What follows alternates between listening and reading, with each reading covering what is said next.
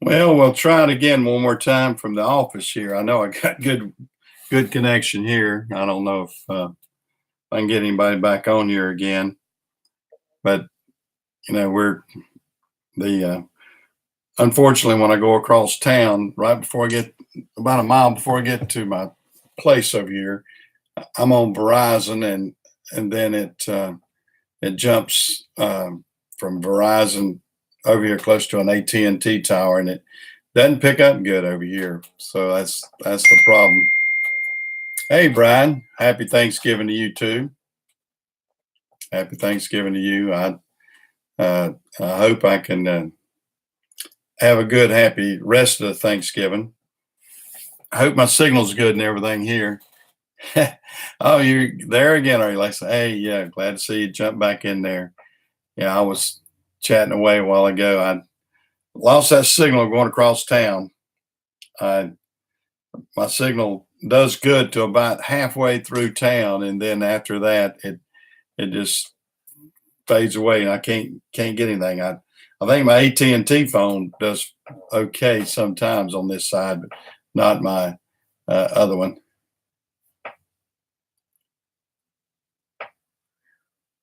Yeah, that Lakeside, that was a good looking project you were showing what that you gave me the shout out on and everything. I appreciate that. And that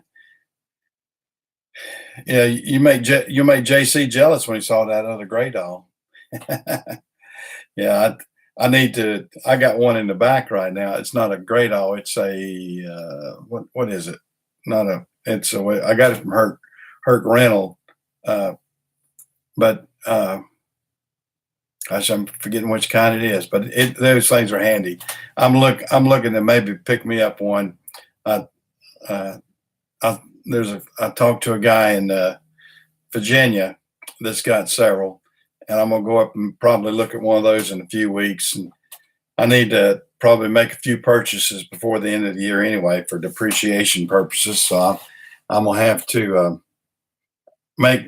Of course, my wife hates me to go in debt, but whatever. It's back to life. You do what you have to do on those things, but I need the equipment, and I'd like to have one with like a 10,000 pound lift capacity on it, so I can uh, pull motors out and a few things like that. Yeah, okay. It's probably because the light's right there. Is that better? Let me kind of rearrange it. I'm probably a little dark. Is that any better there? It probably is. I'm sitting right under. I was sitting with the light to the back of me, and of course you don't need to see my face too much. I can. I just got to get. I'm trying to read now. See, I got myself so far back from the computer. I can't. Let me turn this. Yeah, I'm dark right there. Let me get. I can see that the light to get the side of my face here.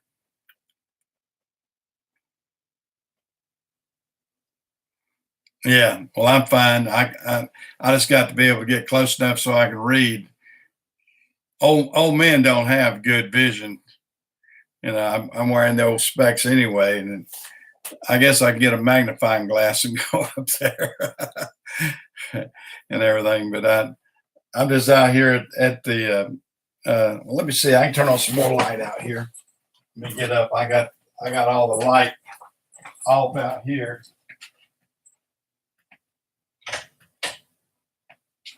I didn't want to have it too lit up. People will think I'm open today. I don't know if that helped any. Well, it helped a little bit. Of course, we have tinted windows right there out into the office, so that's probably part of it right there. Yeah, yeah. The signal's good here. I've got um, Spectrum. That's what I have here into the shop and everything. And I got the 400 kilobit or whatever it is. Pretty good. 400 whatever it is kilobit gigabit uh, signal. Uh, Coming into the shop. So it's good. It's way better than my DSL at home. My DSL at home sucks. Well, it's not DSL anymore. It's UVerse. They changed. I was on DSL, which I liked a little bit better, and they came in and changed it to UVerse, which sucks. And that's it ain't UVerse.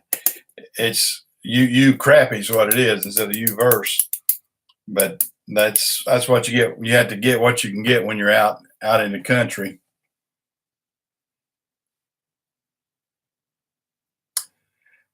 Yeah, well, no, they actually I had UVerse. I mean, had DSL, and they actually changed it, and my signal went down. They changed it to UVerse, and it was terrible. Oh, 850 megabits. All right, that's fantastic. That's with Comcast. Yeah, I can go up. I can go up to a gigabit, I think they said, but it was going to cost me a outrageous amount. So this seems to do fine right now. I've got the system here at the building works good. We've got all of our servers and everything that runs what we call our TAM system. That's what I have working over here. Let me see. I'll show you this other computer. See if you. That's the TAM system. That's the TAM system that works. The That's what we use to use for Napa, and place our orders and the parts. Look up the parts and everything else. We got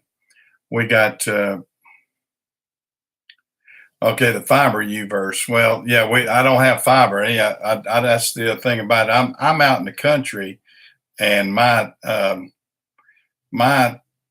UVerse is so far from the hub, I guess or the pop is what they call it. I think it's so far from the pop that it can be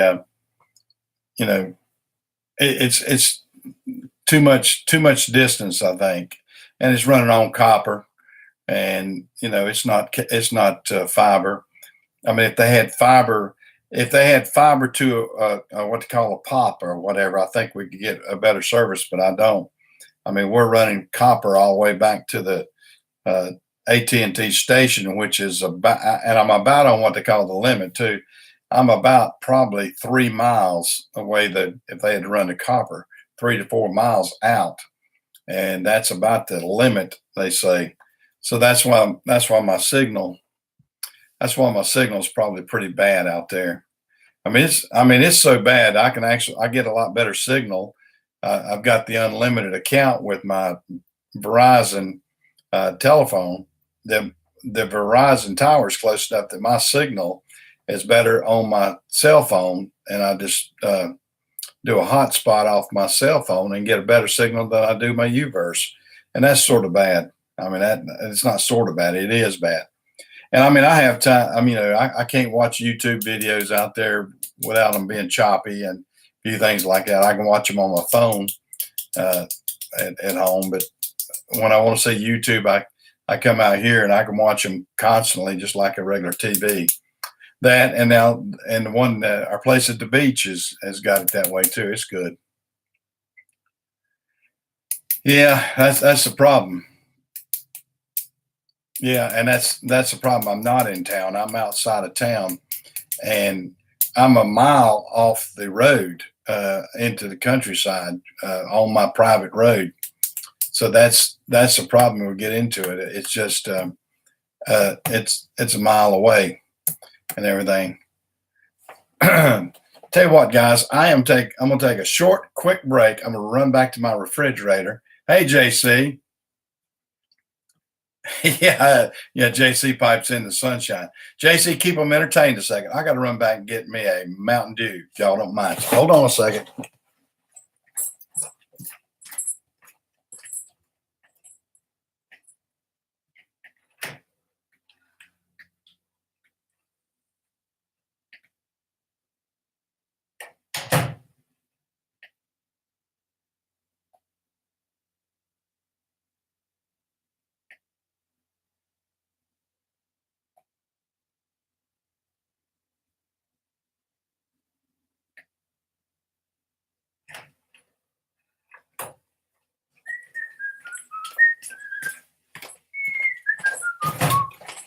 I'm back. I'm doing like JC. If JC can go in the parts store, I should be able to go back to my refrigerator. go back there and get my Diet Mountain Dew and a Necot so I can have my afternoon snack.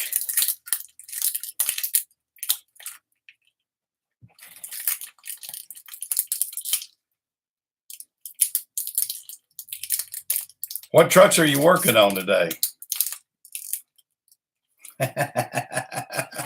What?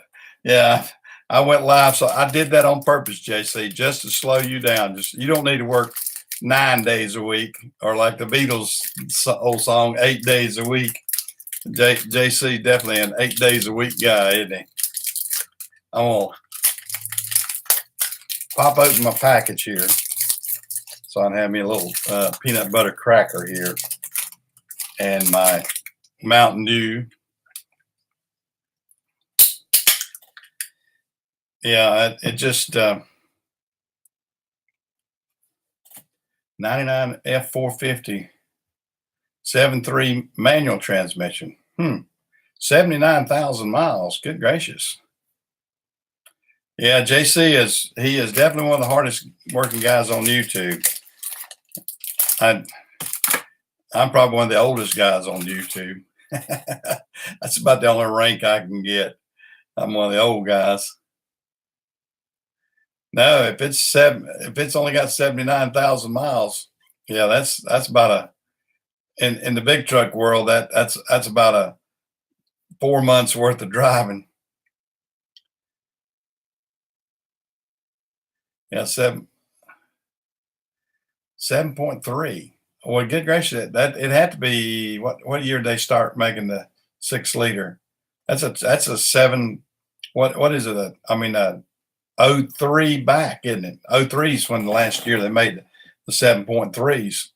So what is it? And what year model is it, JC? About a 2000 or so, or 2001, 2002.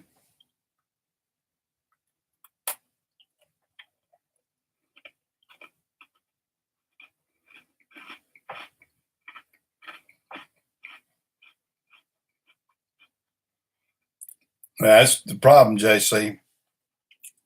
You're gonna sell it to you'll advertise it out here and amongst us, and somebody I see that a 99. Yeah, that's kind of what I figured it was, about a 99.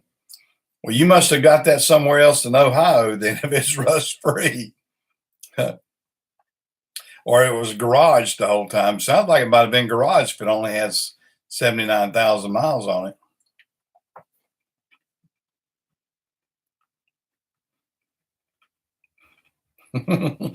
Pennsylvania.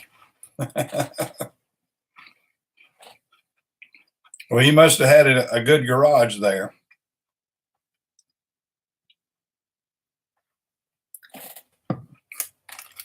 It wasn't out on the interstate, that's for sure. Because I know out on the interstate they'll definitely get all that slag and salt and everything else. I have to really wash off my big trucks even with that.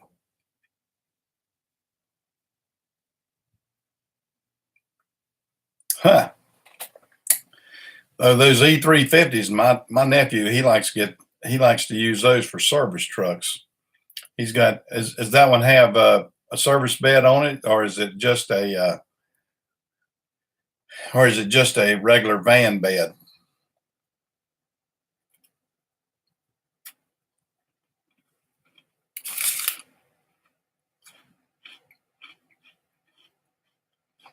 Oh, overhang over the front. Yeah, that's the kind he likes to buy. What kind of price you have on it, JC?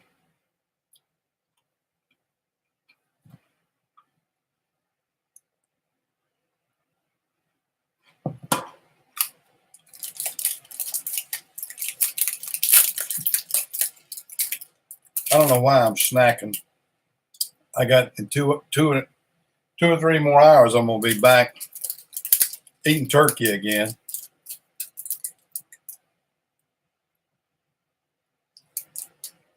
I guess it's just my nature. Wow. Okay. And that's a '03. Is that a gas engine in that one, or a '03? That could be a seven. That'd be the last year's of 7.3s if they had it. If you diesel.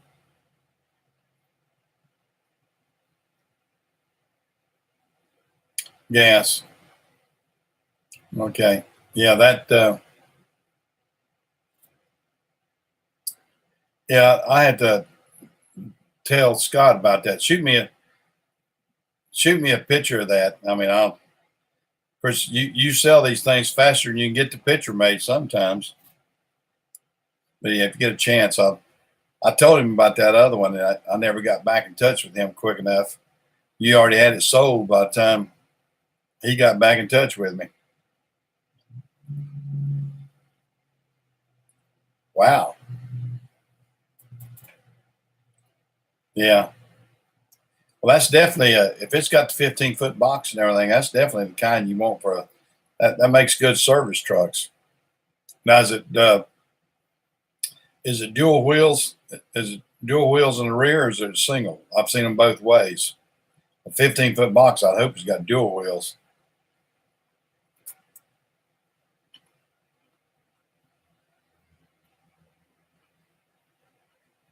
That's right. Duals. Okay. Well, yeah, you got to be. I mean, you got to turn them. That's for sure. I mean, I know people got their idea of what you got to do, but you've got to be able to. I mean, I learned years ago when I sold vehicles, when I sold Fords. I've sold Fords at 3 different dealerships when I in my younger days, and I got frustrated one time when something got a deal kind of got kicked out from under me a little bit, and I had one of the old sales managers pull me to the side, and he said, "Mike," he said, "let me explain to you." He said, "It's like bananas. It comes in bunches, so don't worry about it. Don't let one little small deal frustrate you." And that was a good advice for me, because they do. I mean, they make these vehicles every single day. Uh, I don't get in love. I'm not in love with any vehicle. Uh, there's just, I mean, used vehicles have a little more uh, urgency to me than the new vehicles, because new vehicles, they make them every day, and they'll build you whatever you want. Used vehicles, you can sometimes get a little bit better deal if you pounce on it, I guess you might say, and get it when it's hot.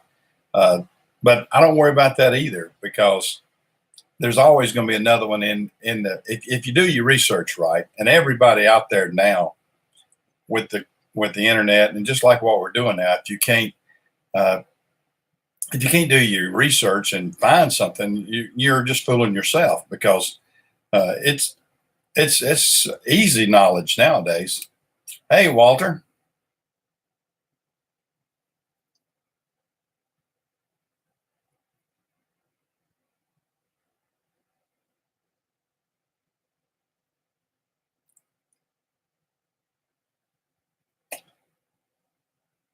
Yeah, well, I mean, that's the game, Walter. Like you're talking about, and a lot of Hey, Doug, happy Thanksgiving to you. Hey, happy Thanksgiving to everybody out there. I said that on the first video I tried to do off of my truck, and I'm glad to see a few of the guys out here this afternoon.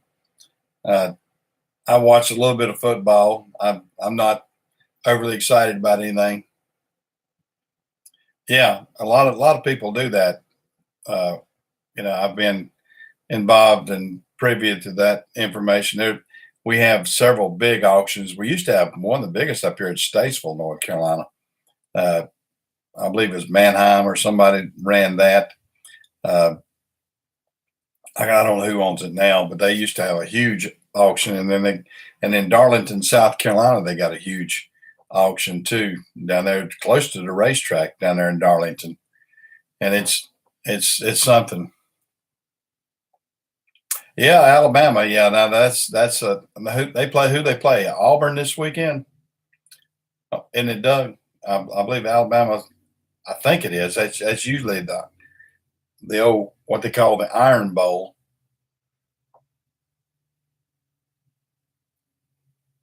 Manheim's okay. I thought it was Manheim owns one in Statesville. They're pretty. I've gone up there a couple times. Boy, that'll wear you out. I'm just not a. I can't take some of these auctions like that. I mean, they'll run you ragged. It's a hard day's work. It is a hard day's work to uh, do that, but it can be rewarding. I mean, I've seen guys do real well doing that and just turning them, buying them. The old saying, buy it right and sell it right, and then that's what you want to do. You turn the dollar. I mean, we're all doing that. Anybody in the retail business.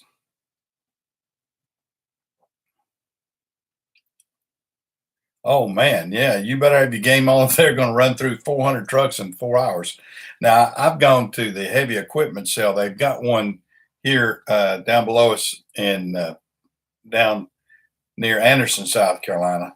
I'm trying to think the name of that. Martin and Martin, I believe it is. And they run that heavy equipment through there really quick, and it's a marathon on that stuff too. It, I mean, you better know your game if you're buying a dozer or a track hoe or something like that, and they got a big, they have a big. It's kind of neat. They got a big building, big metal building with a shed, and they got the garage, and they'll open up the garage doors, and in between that, they'll roll the equipment through there, and you're sitting out in the, underneath. Taylor and Martin, that's it. Yeah, I believe that is right. Taylor and Martin. And yeah, they have you been to one of Taylor and Martin's sales? I have. It's pretty interesting. And and so many of these now are doing them over the internet too. Now that's good and bad. I mean, if you're actually at a sale and you make the effort to go to a sale, you almost get aggravated to get outbidded by somebody that's not at the sale. I mean, I guess there's some of these people that have, you know, uh, gophers or whatever to go out there and look at the equipment and give their assessment to it, and then say, "Here's what we ought to go to and go for it," and whatever, and then,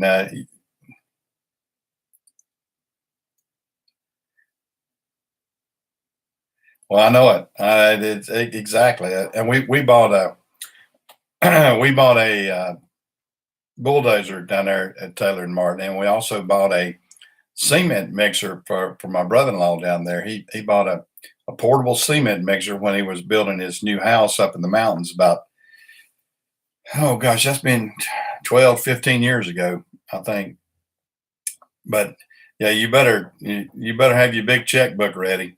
Your certified checks too on some of it. I don't know. I guess that, well, I think they, if you're in their system and they'll take company checks or whatever. But yeah, you can't. You're playing with the big dogs at some of these auctions, and that's like Ritchie Brothers too. Ritchie Brothers, gosh, they have these sales everywhere. I get flyers from them all the time.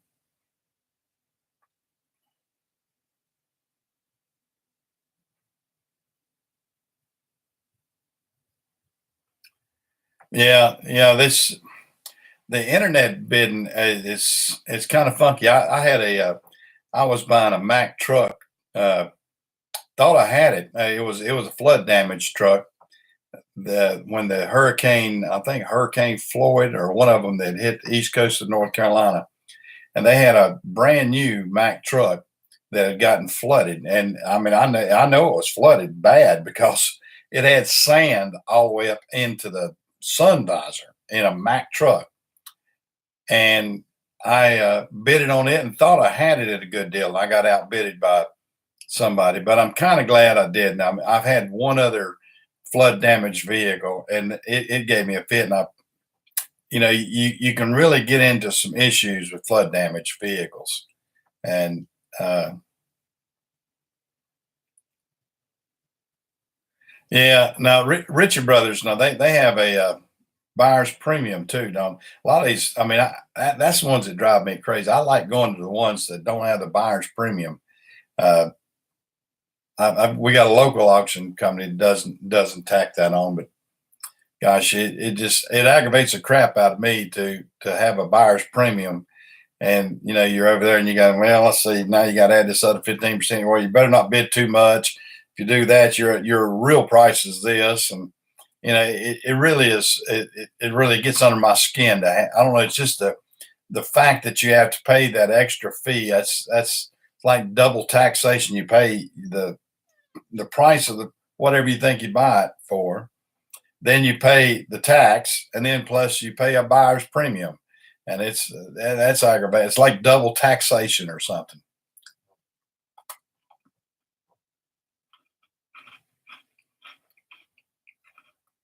Yeah, that's what I had. I had a wiring problem. Same thing, Big D. I had a Volkswagen. I believe it was a Volkswagen Rabbit that I bought years ago. It looked really nice, and I thought, well, I'll do real well with this, whatever. I could never get that stench out of it. We took the carpet out of it. I didn't have JC's wife to clean it up, but we took the carpet, the seats. We thought we had everything out of it. Thought we'd make it look good and everything. And I was going to keep the car for myself because I needed one. And yeah, yeah, everybody's gets screwed on those reserves like that, except the auction companies. Right? They're going to get their, they get their money, so that's the only ones that come out good.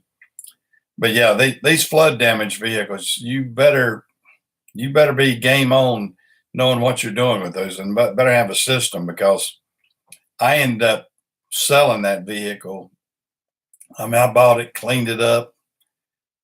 I might have made a few $100s out for my troubles. I think not much at all, but it was a pistol. Never could get it to, like I said. I mean, I every time I got in the car, I thought I was in a swamp. It smelled like the worst swamp you'd ever been through. Every time I sat down in it, I mean, I might as well have just completely gutted that interior and gone back to total metal because there was nothing that we could do to get that stench out of that car. I mean, we thought we cleaned it and dried it and vacuumed it and just took it down. I took all the carpet out, all the seats out, uh, everything that had any kind of upholstery on it. We took it out of the vehicle and put it, cleaned it and everything else, put it back in, and it still smelled bad. So some of that flood damage stuff, you can't fix it.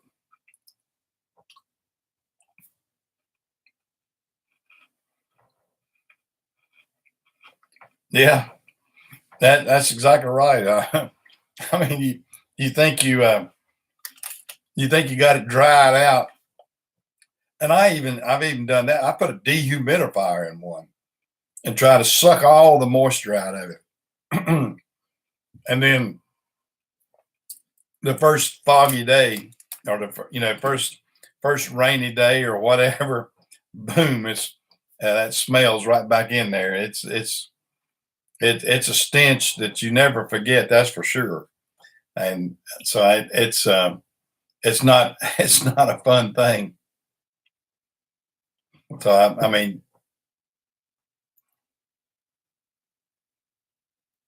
yeah. Now I had a truck that a dealer was going to sell me, and I told him, I said, I want no smoking, and it was a brand new truck.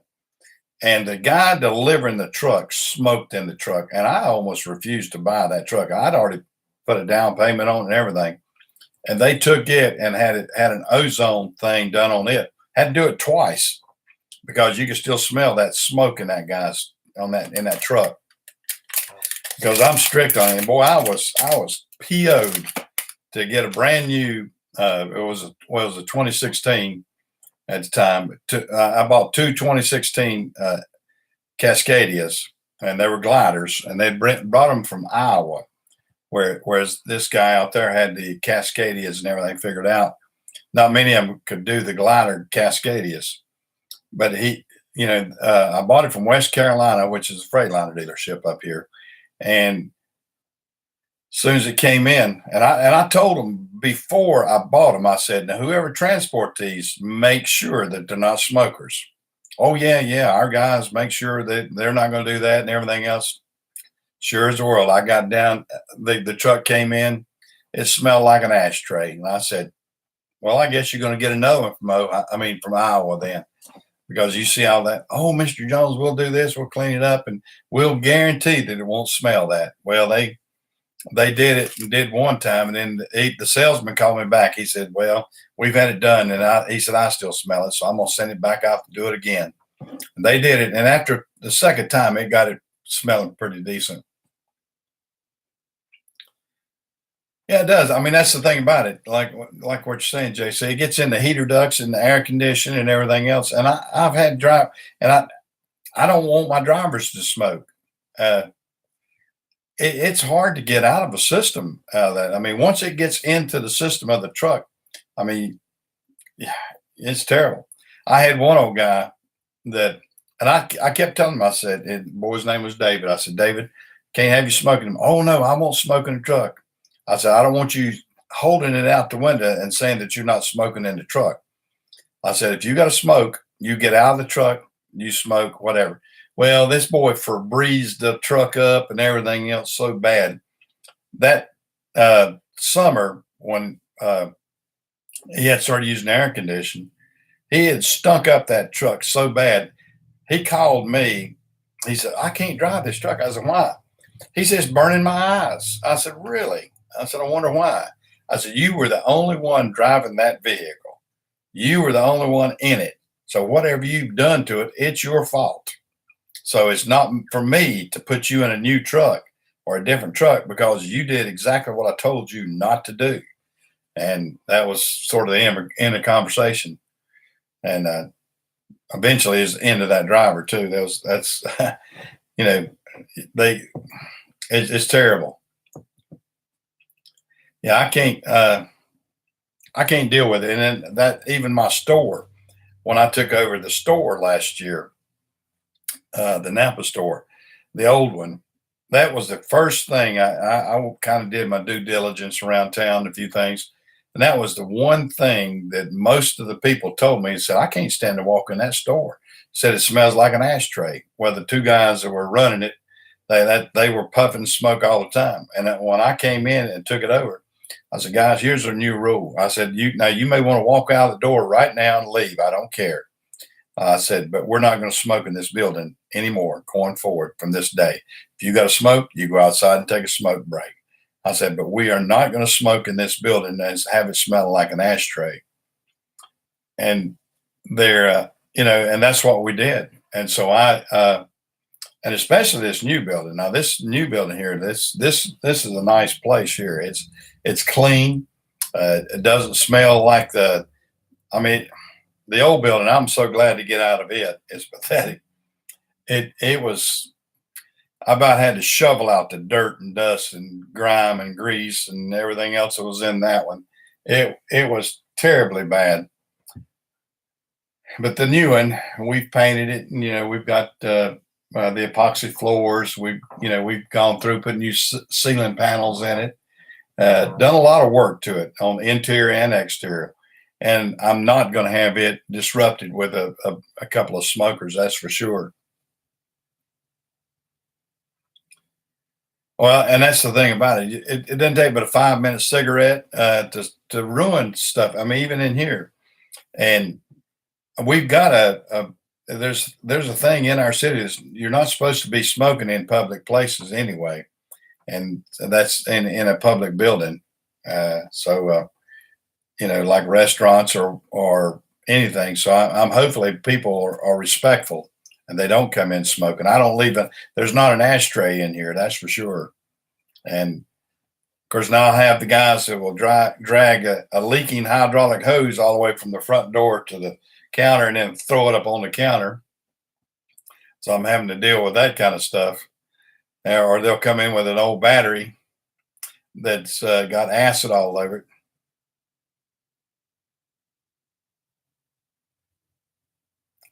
Oh, I know it.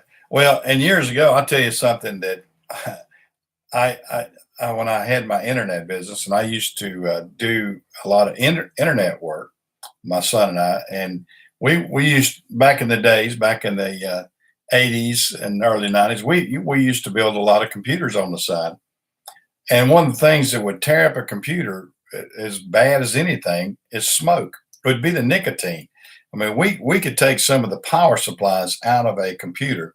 Say if a power supply went bad, and they will go bad if you're a heavy smoker, and you could just rub your finger and get that yellowish nicotine crap all over your fingers and everything. It would just get sucked in. It just gets sucked into the fan and into the motor, and mess up the components inside of a power supply, or mess up something on the motherboard. It's amazing how much that nicotine and the gum and the smell and everything like that can really it can wreak havoc on some equipment sometimes. So you have to have it filtered. I mean, that's just like a body. I built a couple of them, and uh, in a body shop, I've had some that I had to build some filtered enclosures for some computers years ago, because we had guys. I mean, their power supplies kept going out on the computers because I mean it was just sucking in all those fumes from the paint booth and everything else. So it did its work on them. That's for sure.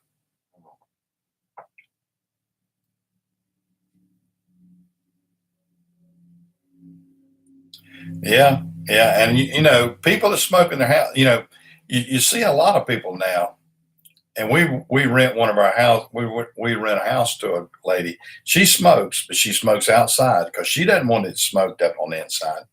And I go in the house down there all the time. Well, not all the time, but I mean I go in there occasionally. And but every time I've ever been there, that house does not smell smoky. Now she's got a little smoke place. She smokes out in the garage area, where it's got a carport, and she's got a little chair out there, and she'll go out there and smoke her cigarette, but she doesn't smoke inside her house. And that was our agreement too, not to smoke up the inside the house. And she doesn't. She said she doesn't like it either. She wants her house to smell clean, and she has her granddaughters and her daughter live with her, and that she doesn't want that environment either. So that works. But that's the way it is. Well, guys, I hope everybody's had a happy Thanksgiving today. I've enjoyed chatting with everybody. Uh, I've got to actually, I might do like JC. I got to get out and do it. I got a couple things in here. I came over to the dealership to do, so I'm gonna go over here and get to work myself. I'm gonna get off, and I've enjoyed chatting with everybody. I hope everybody will have a good, happy Thanksgiving the rest of the day. And I'm going to get out of here and get some work done. So I'll see you. Yeah, go to work, JC.